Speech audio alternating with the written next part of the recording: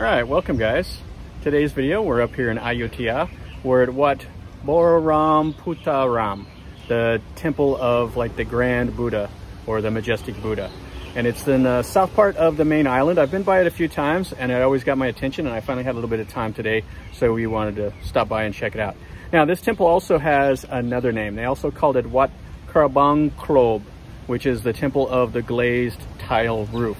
The king that had this temple ordered to be built, King Phetracha, he had it built in 1689, and it took him 2 years to build.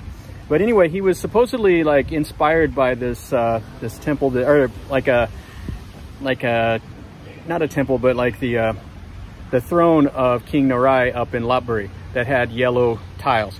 So the king had like a master tile glazer come in, and he built some tiles, and then they covered the roofs of 3 of the buildings here, like the sermon hall, the ordination hall, and another building. They had them, the roof tiles were this brilliant yellow glazed tile, which would have been pretty cool looking next to like the canal and amongst the trees to see these brilliant yellow glazed tile roofs. And they say that when you dig up stuff around these trees and the canal and stuff like that, you can still find some of the roof tiles that are just out amongst the grass and in the dirt and stuff like that. So anyway, this has a pretty cool ruin. So let's look around and let's see what we see. So this tamarind tree right here, there's an interesting story about it.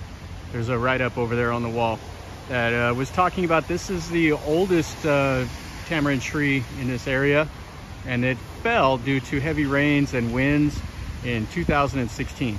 So the governor of Ayutthaya ordered some tree specialists over to take care of that tree, and they cut some branches off and they replanted it, and they saved the tree's life. It's really special to them.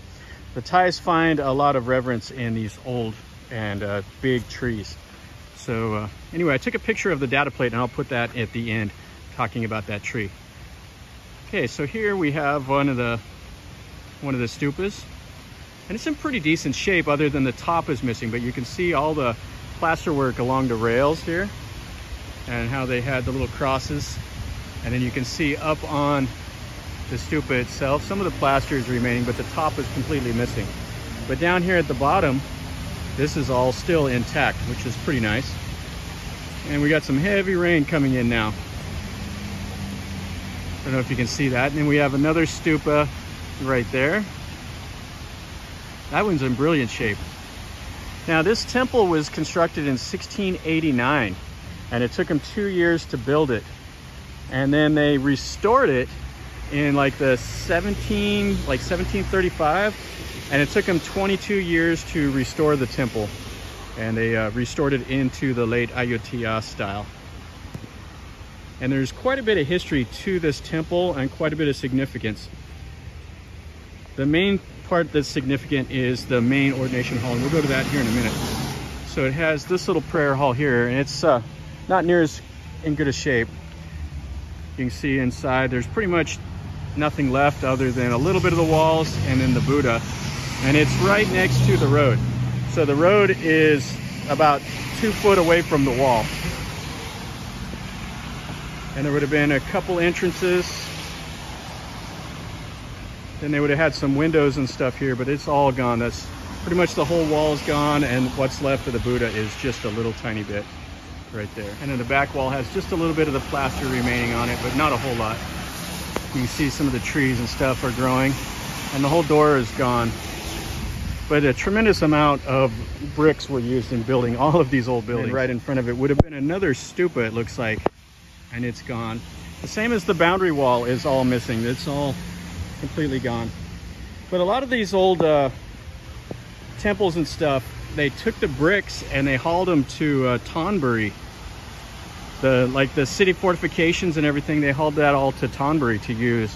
And then Thonburi, they took that apart and used it in Bangkok whenever they moved the capital over there. Okay, so you can see this stupa here. This one is in really nice shape. Quite a bit of this plaster and stuff is still there. And then you can see up there and up at the very top, wow, it's really starting to rain. You can see they would have had a little notch, and they would have had some Buddha and stuff there.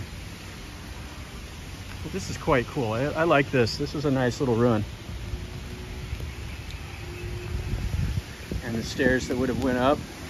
So you could have went up there and walked around that stupa, or the pagoda. And they built it on an elevated base. And it has the 4 arched niches up there. They call Sumjara Nam. And then it had the multi-tiered roof. So I guess this one collapsed at one point, and then they restored this this prong or this pagoda. Okay, so I had to take a break and run for cover underneath all that rain. So let's continue here. So they restored this one time, is what the sign says, because it had collapsed. And it's still in fantastic shape. It's really nice. It's probably one of the better parts of this ruin. Now, this main hall, what's really significant about it is it has 3 entrances. And it used to have some like mother of pearl doors. And I guess after reading on it, after the city of Ayutthaya was sacked, they came back in later and they took those doors out of this temple. So one of the set of doors they put into Wat Krabueang, which is the Grand Palace. Another set of doors they put into a temple in Dusit. And the third set of doors was damaged. And so they had to end up making them into a cabinet. And it's now at, I believe it like the Ministry of Education or something like that. It's in another government building. So this building here is definitely the prize of this whole ruin. So you can see the low wall that was built here. And I'm not sure if they would have had like an arch coming in. And then you can see the foundation of this building is also the same that you see, you know, middle Ayutthaya, late Ayutthaya style, where it's like built like a ship. But look at the plaster work that's still remaining on the outside of this building. This is fantastic. Now this was built by the king, and this was his hometown area. Oh, there goes an ambulance by. And I believe, like I said, it was 1689, and it took him 2 years to build this. And then there's 2 little balconies. There's a balcony on the front and a balcony on the back. And then you see the support for the roof. This one here is almost all the way gone, but the other one's still intact. And then you see above the doors right there. I really like how they did that. That's like an old Angkor style like stupa. And then check out the detail work that was put in that plaster right above the door. Yeah, that's really, really nice. Now, what's exciting about this is it still has a sandstone Buddha inside. So you got to come up these steps, and then you can come inside here, and people still come and pray.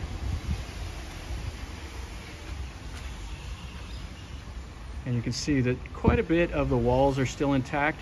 Now, there's no piers inside of this. This would have been just an open room. The walls were load bearing, so the walls took the weight of the roof, and so it made it much more functional inside. But the walls are also quite a bit thicker.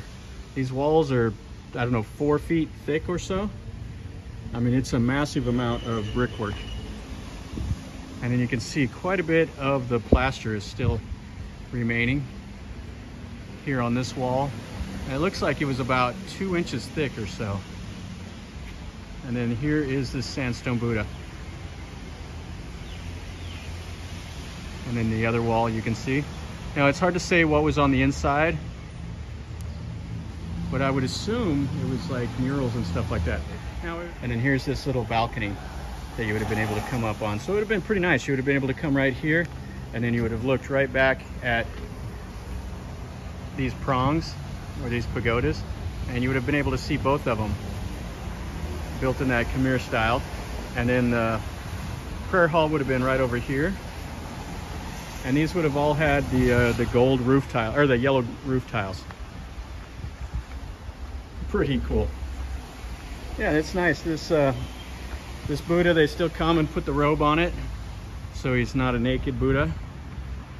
And then you can see the base would have been built kind of like the Chinese ship too. It looks like it's kind of bowed in the middle a little bit to match the style of the building. Looks like we got a squirrel in the tree right behind. And then they have a balcony that's right behind the Buddha. And then you can see another one of the support beams. So there would have been a roof coming off here. This was the extension. And then you have a balcony back here that something would have been on it. And then you can see the low wall. And then they have the marker stones, which is pretty cool. I always like seeing these. These mark the boundaries of the temple. So the abbot or the head monk of the temple, he would be responsible for everything inside of here. And then you can see the back wall of the temple. Looks like you got some bees that are setting up a nest in there, right above the door. So this is really a nice building. And the last little bit. Now it goes out into the trees, so I don't know what was out there before. Now it's just pretty much jungle. I'm sure there would have been more to this, or it could have been maybe the old king's palace, because he had a palace here somewhere. And then there's a couple other little temples in this area, but this is the nicer one out of the lot. The Sanam Luang, which is really cool. It's just there's not a whole lot there. I might record a little bit of footage some other day about that temple and put into kind of a video or something. But you can see the last side wall over here. So there was 7 windows along this wall. Oh, and this is a nice part of, you can see the detail work that went into all of that plaster. And this was restored in the 1730s to 1750s. So, you know, it's still pretty old, but they did a nice job with the restoration to where it's still in as good a shape as it is. All right, guys, so that finishes up our little tour of this temple. Got interrupted a little bit with the rain, but hey, it's Thailand and it's the rainy season now, so probably a lot more of the rain in the afternoons. But the wind was really blowing hard earlier, so glad that that's finally stopped. So anyway, this temple is really, really cool. It's just kind of sitting out here by itself right next to the road. And I saw one guy take one picture and then he got back in his car and left. So it's really quite peaceful. And it's away from the major ruins. The major ruins are north of here. This is on the southern part of the island. And definitely worth a stop. This one is very fun. The history of it is really cool. And the style of the little prongs and the main hall is really cool. And the history of it, how, you know, the big tree that fell over and they saved it. Plus, you know, like how they've incorporated this temple into the new ones. With Buddhism, what they do is they always try to get something old and they put it into the new construction. So you see a lot of times where they'll take some of the old bricks from a temple and they'll put it into the construction of the new one. Sounds like we got another ambulance going by. So anyway, guys, if you like the video, make sure you click like and share with your friends if you want. Main thing is subscribe to my channel if you want to see videos like this. I don't do anything fancy. I just walk around and show you what I see. And if you like that kind of stuff, I do. So if you like it, you know, you're welcome to stay. So anyway, if you want to know something more or want me to do something different, leave me a comment down below and I'll do my best. And as always, guys, remember, life is a journey. So enjoy.